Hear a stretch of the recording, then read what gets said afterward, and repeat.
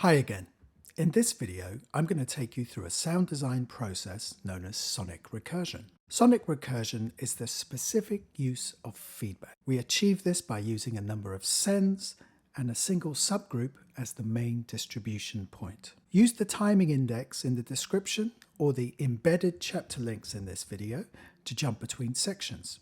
Remember to like and subscribe for content updates. The Ableton effects being used for this project are the limiter, EQ8, reverb, 2 delays, pedal, and the resonator. The EQ8 functions like a graphic equalizer or fixed filter. And to round it all off, 2 Max for Live LFOs. One is used to modulate the EQ8 and the other to modulate the resonator. I'll be using 4 audio channels, which I've labeled as exciter 1 through 4. They're exciters because we only ever hear the signal affected by the various processes. As such, almost anything can be passed through the system, and with experimentation and adjustment, you'll be able to find lots of different sounds and results for sampling or as complete feedback pieces. The sound you are hearing is exciter 1. This is a short string sample that has been pitched down 2 octaves.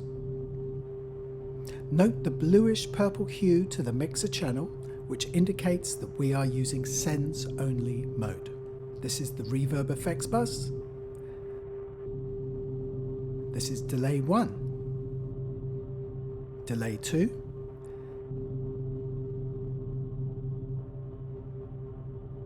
this is the pedal effects bus, which is responsible for quite a lot of the feedback that you hear in this piece, and the resonator effects bus.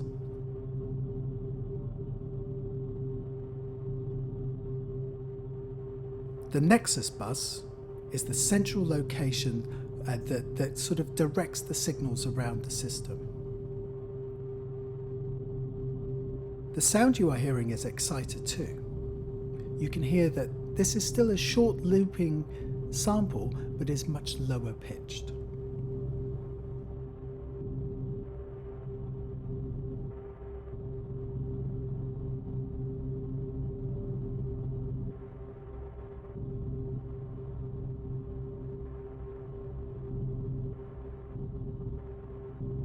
Exciter 3 brings in a longer sample with more dynamic change. The beauty of using different source lengths reduces repetition and allows for a bit more dynamic to be added to the generally affected sound. Good candidates for this sort of thing include those longer field recordings. As long as there is variation in dynamic information, then you'll be good to go. Here, for Exciter 3, the sample has been pitched down -35 semitones, which is nearly 3 octaves. Just as a means of illustrating the difference when you have a sample with a lot of dynamics inside it, that it can actually transform your feedback piece.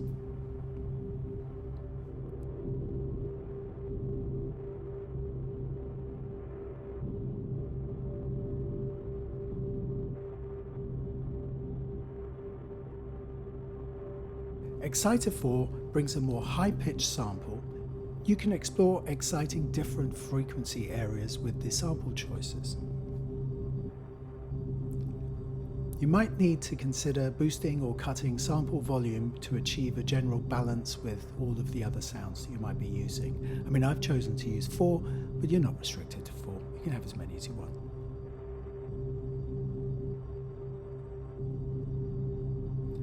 Exciter 4 has 2 samples, and the second sample is used to create a bit more variation.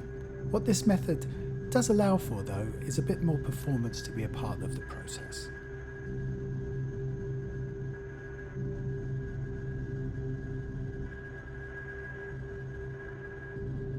The Nexus bus is the central routing hub. All return outputs are sent to this hub, which is like a subgroup. Doing this enables all of the incoming signals from the return channels to be sent back to the same return channels via the sends on the Nexus bus, therefore creating the recursive nature of this project. So on this bus is the EQ8. The EQ8 is set up to perform like a fixed filter or graphic equalizer. The scale parameter of the EQ8 to adjust all of the frequency bands at once. bands. Each individual frequency band is also modulated by one of the Max for Live LFO channels. There are 8 on the Max for Live LFO, so that corresponds exactly to the 8 channels of the EQ8. This allows for another way of adjusting all bands relative to each other.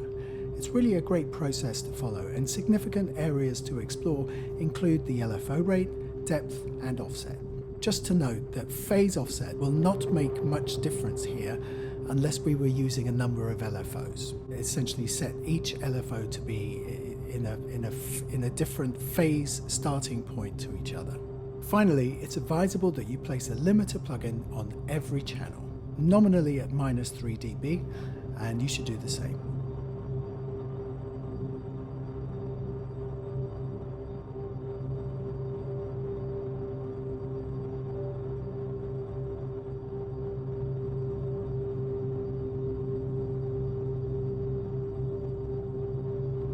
I'm just going to go through each frequency channel of the EQ8, starting at 31 Hz, and for each successive band there's a general doubling. 62 Hz, 125,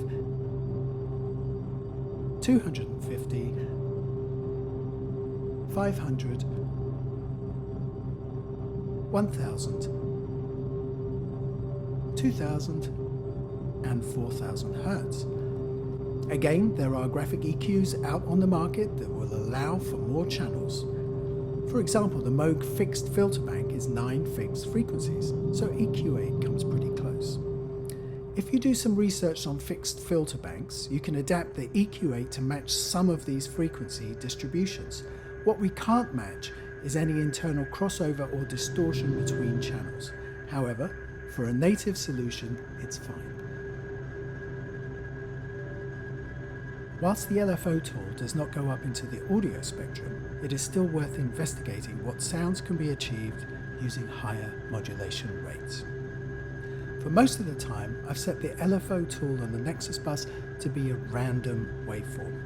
This enables jumping between values rather than the more smooth graduation of sine and triangle waveform LFOs.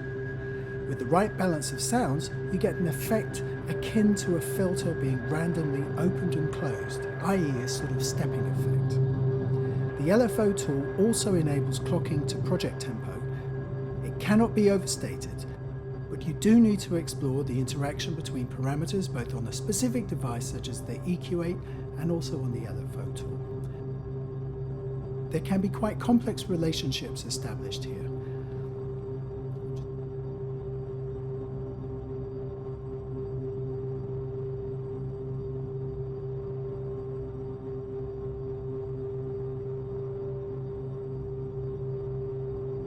So let's look at the Resonator channel, which is on effects return or bus E. The Resonator is being modulated by its own LFO, and the LFO is modulating the gain for resonators 4 and 5.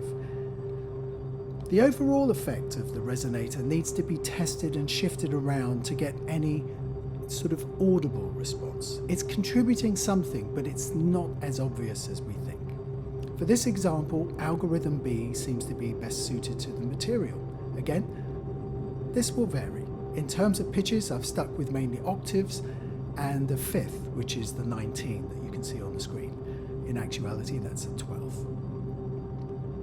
Exploring parameters such as frequency, color, and decay, plus algorithm type, can elicit useful responses.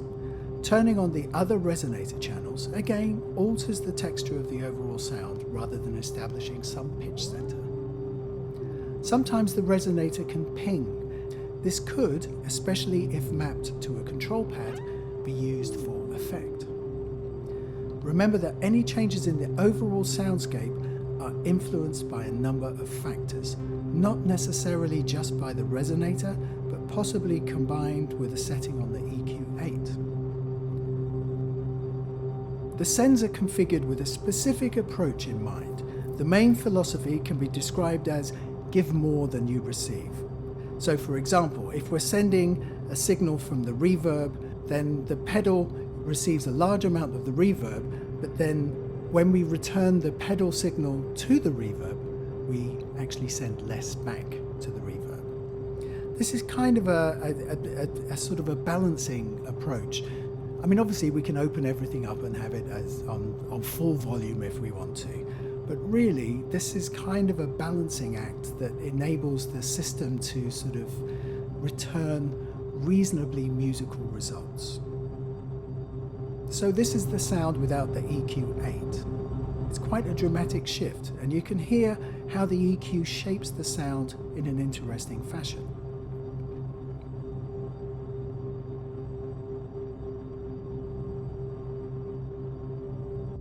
Turning off the reverb demonstrates quite dramatically how the smearing and occluding sound sources leads to a more textured piece that transcends the blandness of the source material.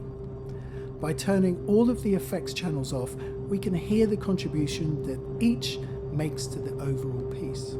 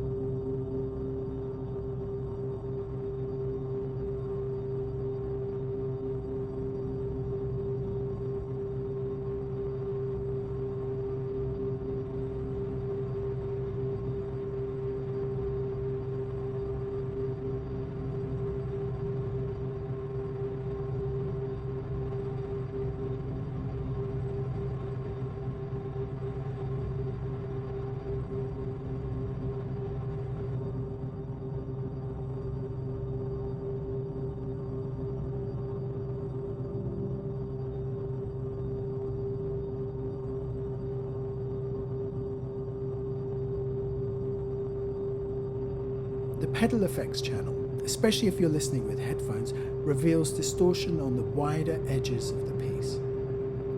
It sort of adds a bit more top to the overall sound.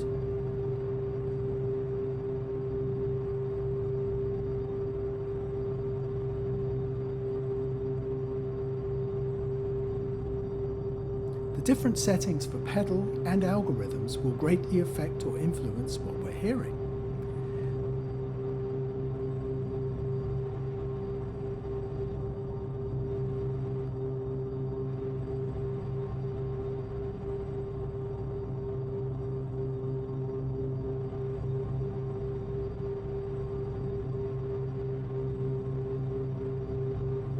Mixing the level of pedal so that you can hear it operating on the edges.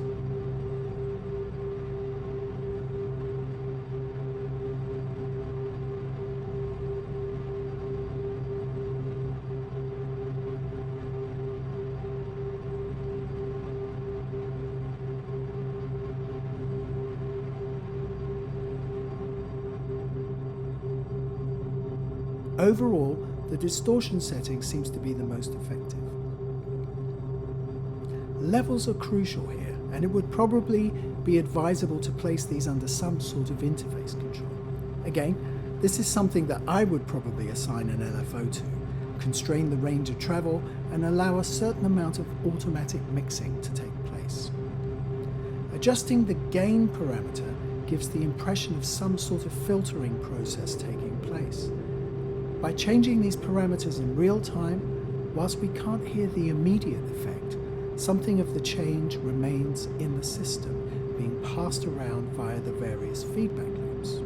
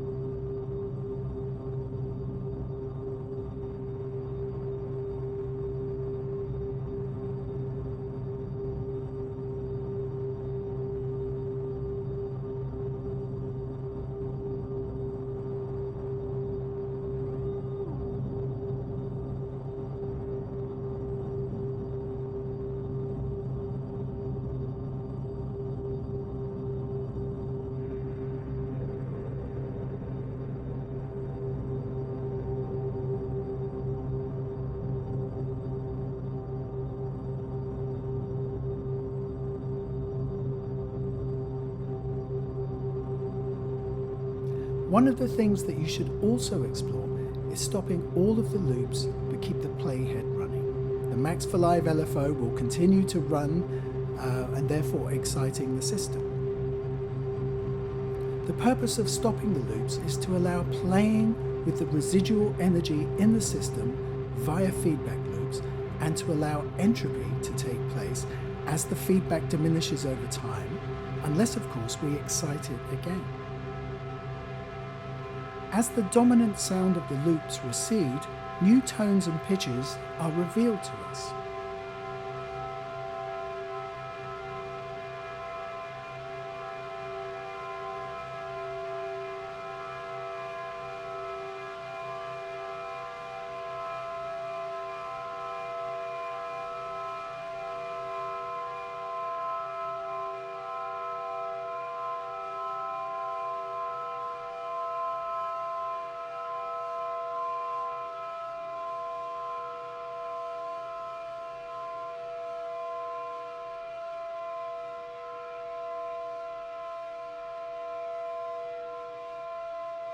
You can hear small changes, some sort of residue.